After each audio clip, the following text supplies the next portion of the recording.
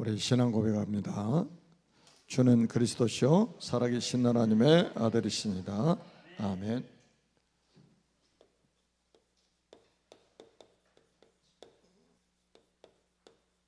네, 올바른 흥건관입니다. 네, 우리 이상 안수집사님 찬양 인도하면서 첫 번째 했던 멘트가 참 너무 좋았어요. 금토일 시대 첫날인 금요일에 나오신 여러분을 환영합니다. 아유, 이런 멋진 멘트를 하는 거 보고 깜짝 놀랐어요.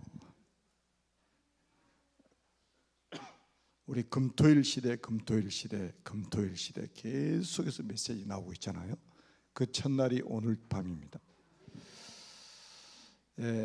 왜냐하면 앞으로 그 금토일 시대를 우리가 준비하지 않으면 교회 다 문 닫습니다. 우리가 이제 선진국 보면은 우리의 미래가 보여지는 거예요. 왜 선진국을 다 답습하거든요. 그 선진국이 지금 여러분 지금 저 못 사는 나라들 있잖아요. 가면은 1년 365일 일합니다. 인도 같은 데는 주일 예배를 언제 드린 줄 아세요? 새벽에 드려요. 새벽에. 왜냐? 일하러 가야 되니까. 우리가 처음에 첸나이라는 지역으로 갔는데 주일날 예배를 인도해 달라는 거예요. 몇 시하냐고 했더니 새벽인 거예요. 우리 새벽 기도하는 시간에. 왜 그 시간에 하느냐 그랬더니 다 일하러 가야 된대요. 근데 이제 선진국들은 거의 주 4일 근무제로 가고 있습니다. 그러면 이제 금요일부터 해서 토요일, 일요일 거의 이제 3일 동안 무슨 계획 세우겠어요? 여행 계획 세우고. 그러면서 이제 교회가 무너지기 시작하는데 저 미국에 있는 수정교회라고 있어요. LA 감이 있는데 한때는 어마어마했죠. 그러니까 유리로 만든 교회가 있단 말이에요. 아마 지구 역사에 최초로 위성으로 생중계하는 그런 교회였을 겁니다. 어마어마하게 모였습니다. 그런데 부도 나가지고 지금 교회가 천주교 성당으로 바뀌었습니다.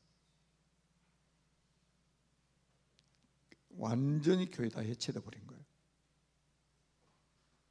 물론 복음이 약했어도 그렇겠지만 이제 방송을 하니까 어떤 문제가 오냐면 주일날도 여행 가가지고 피서 가가지고 비키니 입고 영상으로 예배드리고 온라인으로 헌금하고 처음에 이렇게 했어요. 그런데 여행 다니면 돈이 많이 필요하잖아요. 돈이 필요 이상으로 이제 지출이 되면 제일 먼저 줄이는 게 뭐라고요? 헌금부터 줄입니다. 그러면 그 거대한 교회를 운영을 해야 되는데 어떻게 운영합니까? 그래서 부도 나는 거예요. 그래서 교회 문 닫았어요. 그렇게 해서 교회 문 닫는 교회가 엄청 많습니다. 제가 그 시드니에 가보니까 미국 시드니에 가보니까 그러니까 본당만 5,500석이에요. 5,500명이 한꺼번에 들어갈 수 있는 교회입니다. 땅은 엄청나게 넓어요. 그런데 이제 부속 건물들이 많은데 본당에 5,500석인데 5,500석이 그렇게 큰지 몰랐어. 비어있을 때 들어오면 엄청나요. 그런데 그 교회가 어떻게 운영되고 있냐면 마이크로소프트사의 본사가 거기 시드니에 있습니다. 그런 기업체의 후원을 받아가지고 운영이 된대요. 그리고 이제 부속 건물들은 전 세계에서 선교사님들이 많이 들어와 있잖아요. 선교사님들이 시간제로 임대를 해가지고 교회로 쓰는 거예요. 교회 다 문 닫습니다. 여러분, 금토일 시대. 자, 그러면 교회가 문 닫히면 어떻게 되느냐? 교회가 문 닫히면 어떻게 되느냐? 반드시 재앙, 전쟁이 일어납니다. 그리고 후대들은 다 무너져 버려요. 교회 다 떠나가 버립니다. 미국에 있는 교회들 가보면 거의 1세대들밖에 교회 없어요. 후손들은 교회도 안 다닙니다. 그런데 부모들 자랑은 뭔지 아세요? 어느 명문대 나오고 연봉은 얼마고 맨날 이웃 자랑만 합니다. 아니, 자녀들이 예수도 안 믿는데 거기에 대해서는 걱정도 안 해요. 기도도 안 하는가 봐요.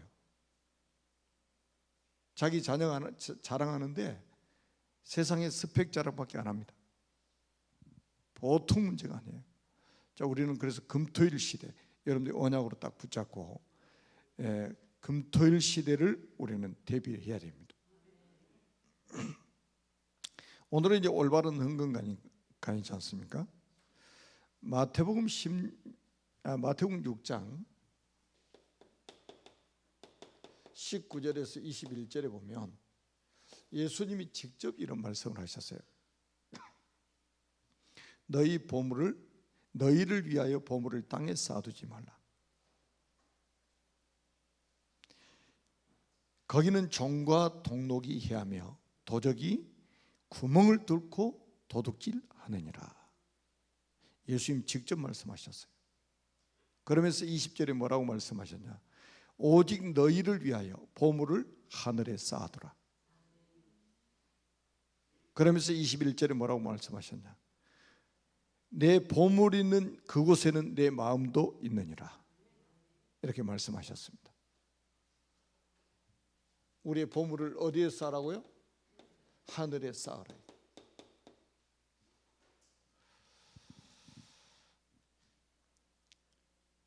돈을 버는 것도 중요하지 않습니까? 정상적인 방법으로 돈을 벌어야 되죠. 그런데 돈을 버는 것보다 더 중요한 것은 돈을 쓰는 것이 더 중요해요. 돈을 어떻게 쓰느냐에 따라서 그 사람이 어떤 인품이라든지 그 다음에 신앙관이라든지 이런 것을 우리가 볼 수 있게 된단 말이에요. 자, 우리가 이제 보면은 세상에 보면은 이제 뭐 자수성가 해가지고 부유하게 사는 사람들이 있죠. 그렇지 않으면 부를 부모로부터 대물림을 해가지고 부유하게 사는 사람들이 있습니다.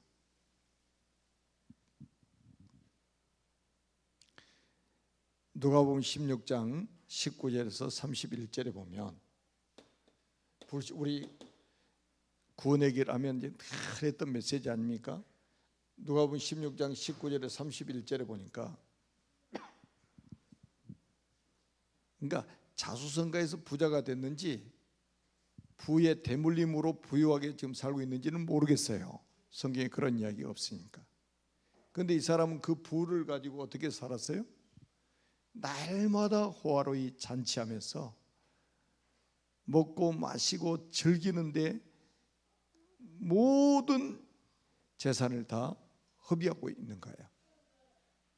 그러면서 이제 그 거지가 이 나사로가 이게 와서 이게 뭐 달라고 하면 거절하잖아요. 부스러기 상에서 떨어진 부스러기를 먹으려면 또 개가 와서 그것도 먹어버리고 그래서 죽잖아요. 오직 자기 배만 채우고 자기의 즐거움을 위해서 그 부를 다 사용하고 있는 거예요. 그래 죽었는데 어디 가요? 안 죽을 것 같았는데 지옥에 갔는데 거기는 물이 한 방울도 없다고 성경에 기록되어 있잖아요. 뭐만 있어요? 불만 있습니다. 그럼 부자가 다 지옥 간다는 말입니까? 그 말이 아니에요. 자, 그러면서 또 뭐라고 말씀하시냐면 누가복음 18장 25절에 보니까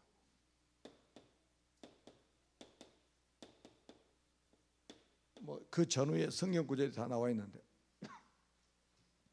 부자 청년이 예수님께 나왔어요. 선생님 어떻게 해야 영생을 얻을 수 있습니까?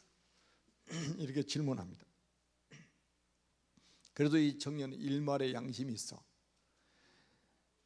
엄청난 부자인데 그 부를 가지고 만족하지를 못하고 있는 거예요. 갈급한 거예요. 뭔가 지금. 그래서 예수님 찾아와서 어떻게 하면 영생을 얻을 수 있습니까? 그러니까 예수님 뭐라고 그래요? 네 가지고 있는 재산을 팔아가지고 가난한 자들 주고 나를 따르라. 그러니까 이 청년이 근심을 하면서 예수님을 따라갑니다. 원문에 보면 비틀거리면서 얼마나 근심을 빡세게 했는지 비틀비틀하면서 떠나가는 거예요. 그러면서 25절에 주님이 뭐라고 말씀하시냐면 낙타가 바늘기로 들어가는 것이 부자가 하나님 나라에 들어가는 것보다 쉬우니라. 요 청년을 두고 하는 말이에요. 청년이 예수님 등지고 떠나가고 나서 하신 말씀이에요. 여러분 낙타 어떻게 생긴지 아시죠? 낙타가 바늘기로 들어갈 수 있어요 없어요? 그것보다 더 어려운 게 부자가 하나님 나라에 들어가는 것이라고 이렇게 말씀합니다. 그 제자들이 깜짝 놀랐어요. 그럼 누가 하나님 나라에 들어갈 수 있습니까? 예수님이 답을 말씀해 주세요. 사람은 알 수 없는데 하나님으로서는 다 하실 수 있느니라. 낙타도 바늘기로 들어가게 하실 수 있고, 아멘. 부자도 천국에 들어가게 하실 수도 있고, 하나님은 하실 수 있다 이 말이에요. 이건 뭡니까? 재물이 우상이에요. 재물이 신이에요, 이 사람들에게. 그러니까 이게 굉장히 위험한 거예요. 그러니까 부자가 다 부자니까 너희들은 지옥 간다 이 말이 아니에요. 재물이 신이라니까요. 포기를 못 하잖아요. 자, 그런데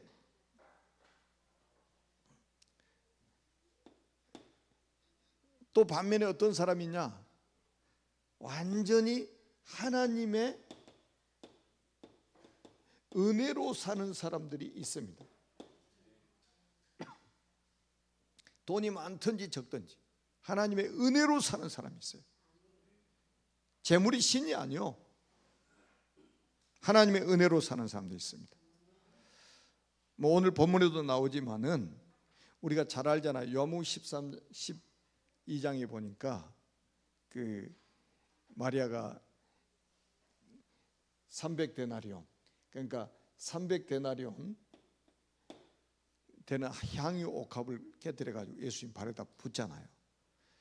300데나리온이라면 그때 당시에 노동자가 하루 일해서 벌 수 있는 돈이 1데나리온이었어요. 그러면 이 300데나리온이라는 것은 노동자 1년 연봉이라고 봐도 돼요. 그렇게 비싼, 여러분 1년 연봉 주고 이게 구입할 수 있는 이 향유를 예수님 발에다 부었잖아요. 그러니까 그걸 지켜보고 있던 가룟 유다가 막 야단치죠. 또 자기 믿음 좋은 척하죠. 또 이 비싼 향유를 팔아가지고 가난한 자들을 구제했으면 얼마나 좋을 뻔했냐. 구원도 못 받은 주에 또 구제 들고 나오잖아요. 헌금하면, 팔아가지고 헌금하면 자기 주머니 채우려고 딱 기다리고 있는데 예수님 발에 다 부어버렸다 이 말이에요. 낭비라고 이렇게 생각을 하는 거예요. 그러니까 예수님이 뭐라고 그래요? 야, 헛소리 하지 마. 이 여인은 나의 장사를 예비한 거야.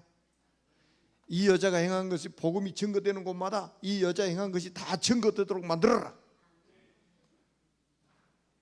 이 마리아가 향유 옥합을 깨뜨려 가지고 붓고 자기 머리털로 예수님 발을 씻어드렸던 행위는 예수님의 장사를 예비하는 것이라. 다시 말해 예수님 메시아 있잖아요. 메시아는 죽으셔야만 되는 거예요. 이 유대인들이 잘못 오해를 했다니까요. 잘못된 메시아관을 가지고 있는 거예요. 이 막 다윗과 같은 이런 막 권세를 가진 왕이 와가지고 저 로마의 속국에서 자기들 해방시켜주는 정치적인 메시아로 인식했단 말이에요.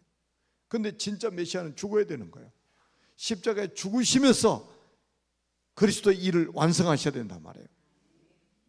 마리아는 그거를 하나님의 은혜로 깨달은 거예요. 예수님 장사를 지금 예비하고 있단 말이죠. 기름 부음 받은 자 아닙니까? 거기다가 자기의 전 재산인지 하여튼 1년 연봉 다 털어서 살 수 있는 그 비싼 향유를 예수님 발에 붙여요. 그게 허비입니까?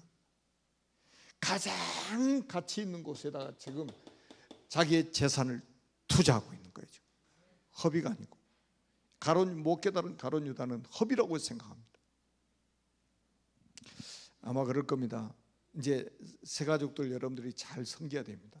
새가족들 중에는 이 교회 오면 뭐 헌금 바구니 왔다 갔다 하고 그러면요, 막 이 좀 긴장하고 또 막 돈 없는 사람은 또 상처도 받을 수 있고 막 그래요. 그리고 또 돈에 상처가 있는 사람 특징은 돈 이야기만 나오면 상처받습니다.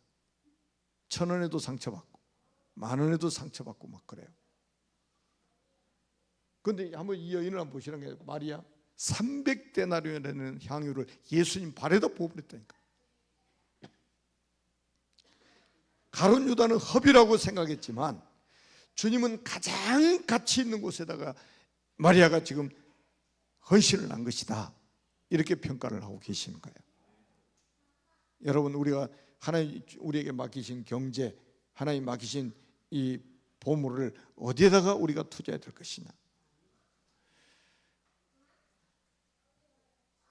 그리고 우리가 마태복음 27장 57절에도 예수님이 장사 이제 죽으셨잖아요. 그때 이제 요셉이라고 하는 사람이 아리마대 부자 요셉이라고 하는, 아리마대의 부자 요셉이라고 하는, 그 아리마대는 그런 지명 이름이란 말이에요. 그 지역에서 부자 요셉이라 하는 사람이 왔으며 그도 예수의 제자라. 뭐 하려고 왔냐? 예수님이 장사 치려고.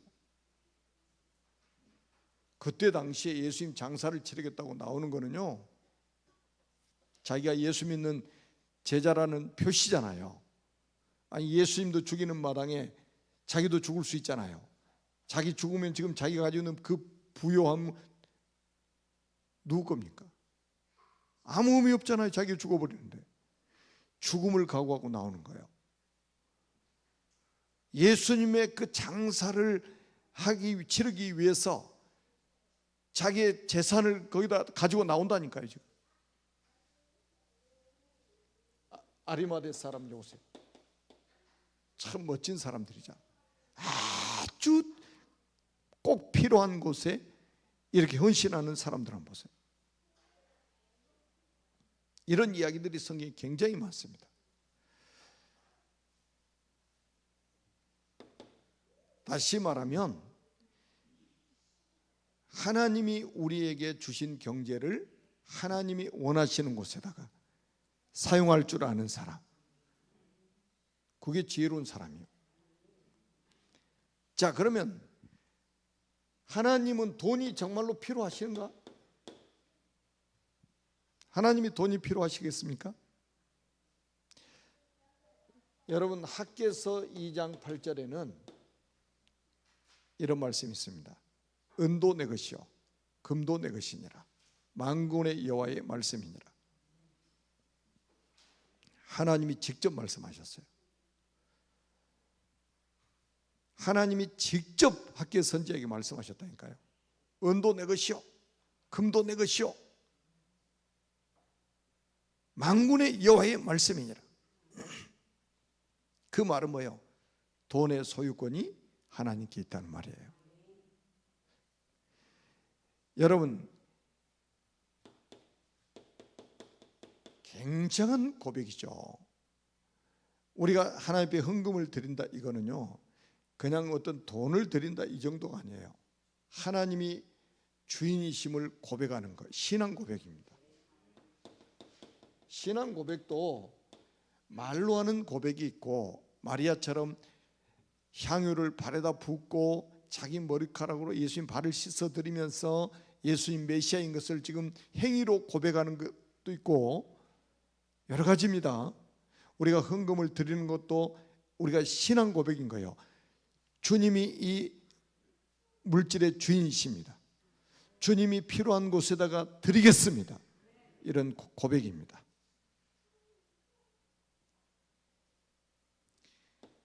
그런데 세상에는 신자만 살고 있는 게 아니잖아요. 불신자, 신자가 공존하고 있지 않습니까 지금?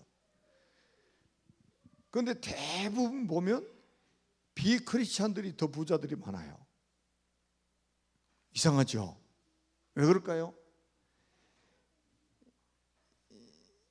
지금 불신자들이 가지고 있는 재물은 사회 유지를 위해서 필요한 거예요. 왜냐하면 아직 불신자로 있지만 이 세상에 뭐가 필요합니까? 구원이 필요하잖아요. 그러니까 불신자도 먹고 살아야 되잖아요.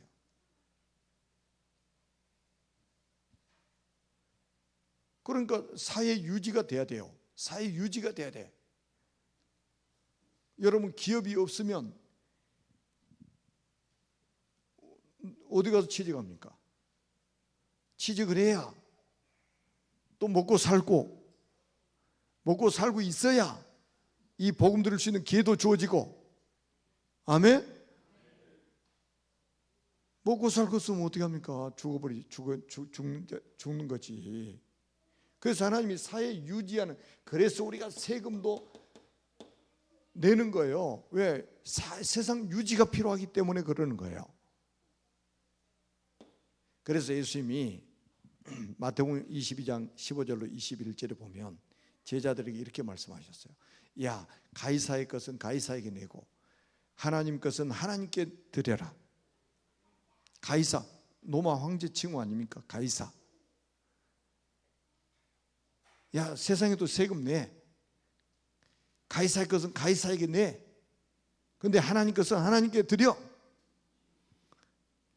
이게 뭡니까? 하나님께 드려, 이 말은 세계 복음화를 향한 헌금을 하라 이거예요.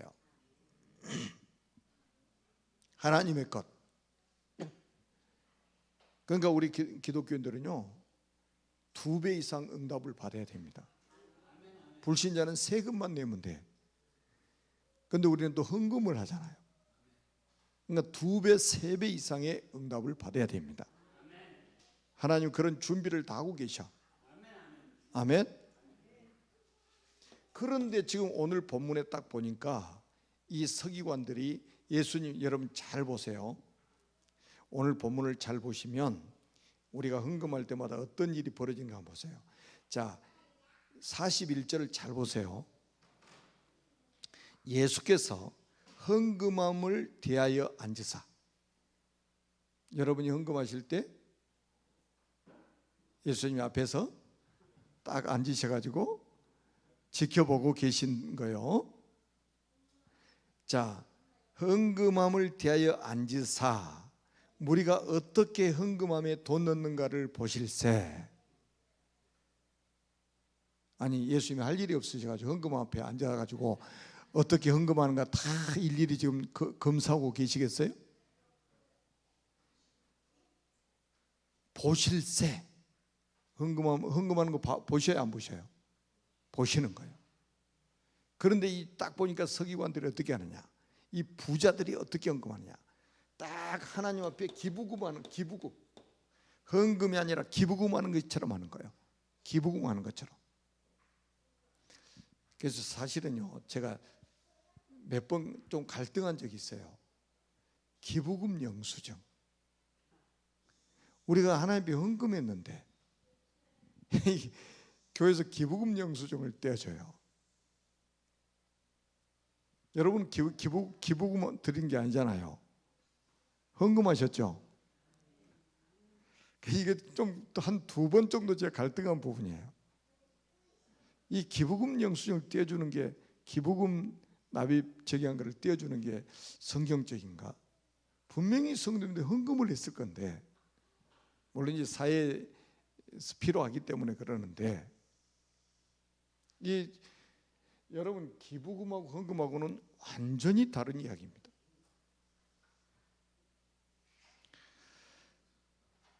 자, 이 지금 예수님이 헌금 앞에 앉아서 헌금하는 걸 딱 보니까 부자들이 어떻게 해요? 완전히 그야말로 뭐라고 있냐? 생색을 내고 있는 거잖아요. 지금.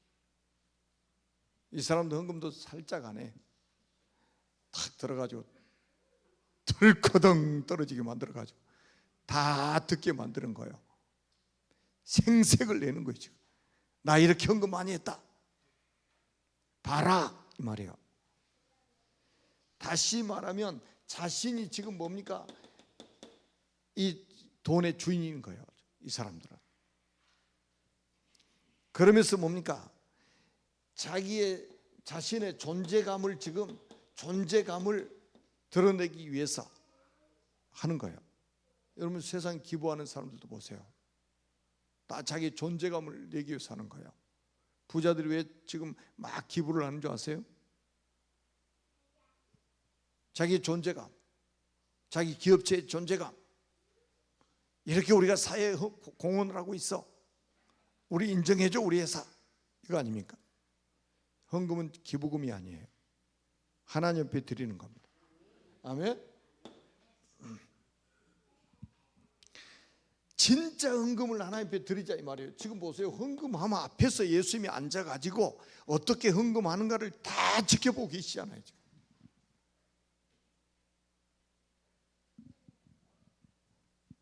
자, 다시 한번 성경 하나 보겠습니다.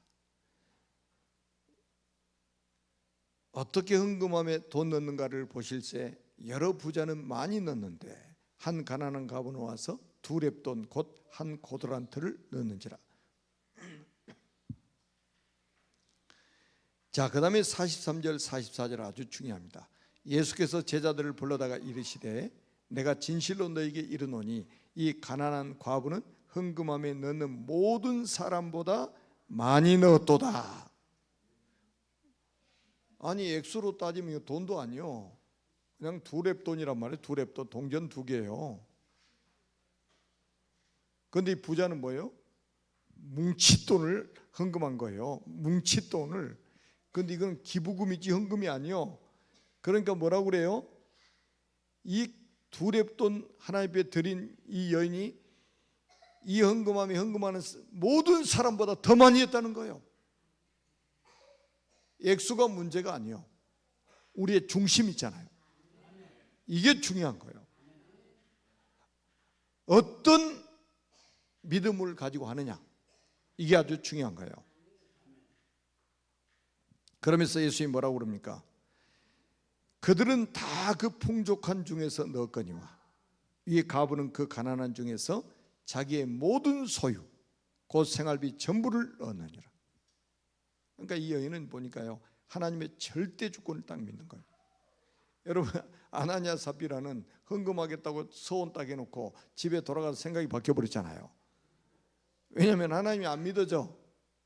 뭘 먹고 살까? 내가 다 바치 그러면 뭘 먹고 살까? 이게 탁 들어오잖아요.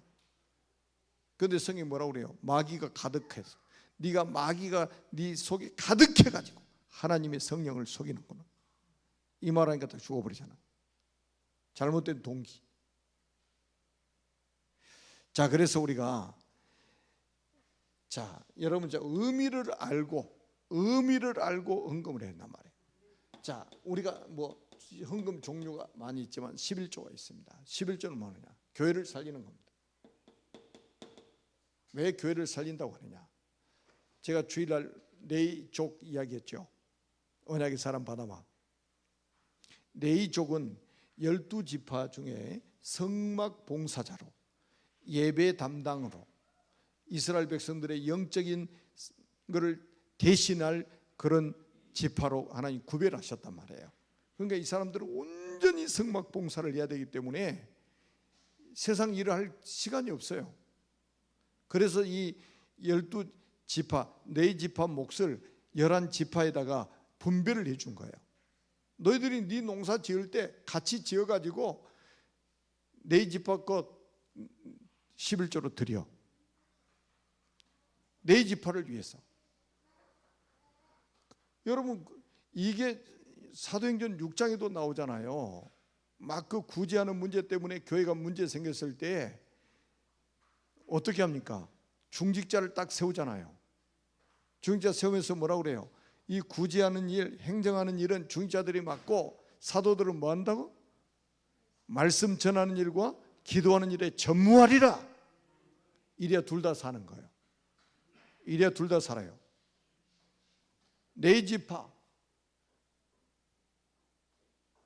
몫으로 하나님 11조를 드리도록 만드셨잖아요. 제도를 그렇게 만드셨어요. 그게 교회를 살리는 거예요. 저는 요즘에 안타까운 게 이 막 요즘에 유튜브에 보면은 막 투잡, 쓰리잡 목사님들이 막 하는 분들이 많아요. 그 목사님 생각도 문제가 있고, 그 다음에 그 성도들도 문제가 있는 거예요. 자기들 헌금 부담 없으니까 좋다는 거예요. 같이 죽자는 거예요 지금. 교회 그래서 다 문 닫은 거예요. 그런 정신이 가지고 있기 때문에. 여러분, 예수님도 11조를 해야 된다고 말씀하셨어요. 그런데 사람들이 또 이렇게 말합니다. 아니, 사도행전에 11조라는 말이 없지 않느냐. 아니, 사도행전 초대교회는 전 재산을 다 바쳐 헌금했는데 11조 따로 구별할 적이 어디가 있어요? 그러니까 성경을 봐도 아주 엉터리로 보고 자기 편한 대로 보는 거예요 지금. 여러분, 말라기 3장을 보세요. 말라기 3장. 여러분, 11조에 대해서 얼마나 확실하게 말씀하고 있는가. 11조는 자기 게 아닙니다. 하나님이 네 지파를 위해서 네 지파 몫으로 하나님이 드리도록 만드신 거예요. 우리가 선교헌금은 뭡니까? 선교헌금은 237 나라와 5천 종족을 살리는 어마어마한 사건이에요. 그 의미를 알고 해야 된단 말이에요. 지금 제가 새벽에도 말씀드렸잖아요. 우리가 지금 11월 달에 아프리카 케냐하고 지금 부룬디하고 가는데, 부룬디라는 나라만 해도 목회자 550명가량 훈련받습니다. 목회자 550명.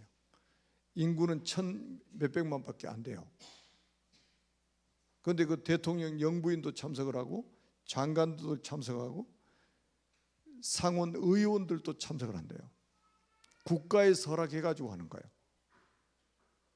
밥도 밖에서 못 나가서 못 먹는데요. 안에서 자체적으로 이렇게 해야 된대요. 왜? 음식물을 아무렇게 막 들어가면 안 되잖아요. 높은 사람들 오니까. 그래서 선교사님 그러는 거예요. 한 나라를 바꿀 수 있는 하나님이 시간표를 주신 것 같다고. 이 선교헌금이 얼마나 중요한 일입니까? 237 나라를 살리고 5천 종족을 살리는 것이라. 여러분, 건축헌금은 뭡니까? 건축헌금은 의미를 알고 하셔야 돼요. 단돈 100원을 하더라도 1,000원을 하더라도 벽돌 한 장을 하더라도 이거는 뭐냐? 완전히 지역의 문화를 바꾸는 것입니다. 지역의 문화를 바꾸는 거예요. 여러분, 외국에 나가보면요, 이 신전 있잖아요. 신전.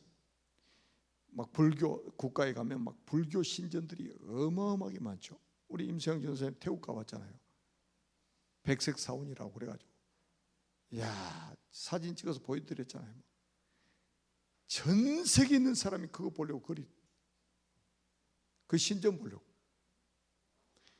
미얀마에 갔더니 다곤 신전이 있어요. 다곤 신. 블레셋 다곤신을 섬겼잖아요. 똑같은 이름이래요. 동서남북에서 다 보여요. 높은 데다 지어가지고. 어마어마합니다. 아주. 지역의 문화를 완전히 다 장악하고 있어요. 그 신전들이. 이 건축은 뭐냐? 지역의 문화를 바꾸는 거예요. 문화를 바꾸는 거예요. 아니, 술집 세워지는 거는 아무 말도 안 하고 교회 막 세우면 반대하고 그랬어요. 옛날에 제가 전도사 때 그 서울에 이제 있을 때 세미나로 이렇게 많이 다니는데 충영교회라고 있어요. 장로교 저 역삼역 출구에서 나가면 바로 충영교회가 있어요. 그거를 지으려고 할 때 시에서 막 반대를 한 거예요. 그것도 88 올림픽 전에 지으려고 하니까 그 비싼 땅에다가 그 많은 돈을 들여가지고 교회를 지으려고 하느냐, 막 시에서도 허가를 안 내주는 거예요. 그러니까 이 목사님이 대단한 분이요, 시장을 찾아가셔가지고 호통을 치는, 책상을 막 내리치면서, 아니 지금 선진국에서 오면 다 기독교 나라에서 오는데 강남에 술집 보여주려고 그러냐? 그 사람 다 예수 믿는 사람들이요.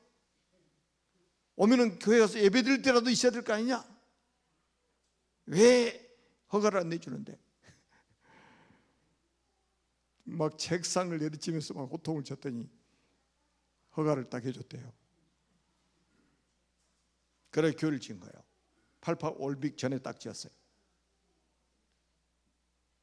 여러분 지금도 그 동네에 딱 가면 완전히 교회, 역삼역이니까 얼마나 노른자 땅입니까? 거기에 딱 버티고 있는 거예요. 한 번 딱 지어놓으면요 없애지도 못해. 이거 불교 절간도 마찬가지잖아요. 완전히 지역의 문화를 대표하는 걸 되어버린다니까요. 지역의 랜드마크가 되도록. 그래서 거기는요 역삼역 가로 열고 충영교회 가로 닫고. 그러니까 여러분 여기도 이제 여러분 혹시 택시 타고 오시면 뭐라고 그래야 되겠어요? 아사님만 이렇게 갑시다. 그럼 어디 있는데요? 그래. 그때 알려주시라니까요. 길 자세히 알려주셔요. 그 다음에는 뭡니까? 우리 렘넌트들을 위한 헌금이 있습니다. 이거는 뭐 하는 거냐? 우리의 미래를 살리는 어마어마한 사건이요. 의미를 알고 하셔야 됩니다. 의미를 모르고 가면 이 부자하고 똑같아. 헌금 시간 되면 막 고민하고. 옛날에 그 서울에 세미나 한참 다닐 때 서울에 있는 교회들은 그렇답니다. 옛날에는 그 버스 타고 다닐 때 토큰이라고 있었어요. 토큰 구멍 뚫려가지고 헌금하면 나중에 계수하다 보면 토큰도 나오고 막 영수증도 나오고 준비를 전혀 안 하고 있다가 갑자기 헌금함이 오니까, 헌금 바구니 오니까 주머니 쏙 넣어가지고 꺼내서 막 누가 봅니까? 이게 손에 뭐가 쥐어졌는지 집어넣는 거예요. 이렇게 준비한다. 그런데 우리 제가 딱 초등부 예배 딱 드리러 가면요, 초등부 애들, 어린 아이들 전부 봉투에다가 헌금 10만 원짜리 수표 넣을까요? 그게 중요한 게 아니에요. 다 헌금한 봉투에 넣어가지고 헌금 딱 합니다. 저 유치부에 갔더니 유치부에도 우리 세율이도 헌금 이혼이요. 헌금 바구니 들고 돌아다녀. 여러분 이런 교육 있잖아요. 평생 갑니다. 평생 가요. 거기다가 크면은 이런 의미를 하나씩 알려주면서 헌금해야 될 이유 알려주면요 진짜 시대적 응답 받을 수밖에 없어요. 그래서 우리는 가난의 대물림을 끊어야 되고, 아멘. 우리는 세계 복음할 수 있는 경제를 우리는 회복해야 된단 말이에요. 그런 경제를 무슨 경제라고 합니까? 빛의 경제라고 하는 거예요. 이걸 복음 경제라고 하는 거 아니겠습니까? 그래서 우리 모든 성도들이 올바른 헌금관을 딱 가지고 이제 빛의 경제를 회복할 시간표다. 복음 경제를 회복할 시간표다. 아멘. 그래서 멋있게 우리가 세계 복음을 살다가 하나님 나라에 가는 축복을 누리시기를 주님의 이름으로 축복합니다. 기도하고 우리 찬양팀 나와서 찬양합니다. 살아계신 하나님 아버지 은혜를 감사합니다. 올바른 헌금관을 회복할 수 있도록 축복하셔서 빛의 경제, 복음 경제를 회복할 수 있는 우리 모든 성도님들이 되도록 은혜를 베풀어 주옵소서. 그리스도이신 예수님의 이름으로 간절히 축복하며 기도드립니다. 아멘.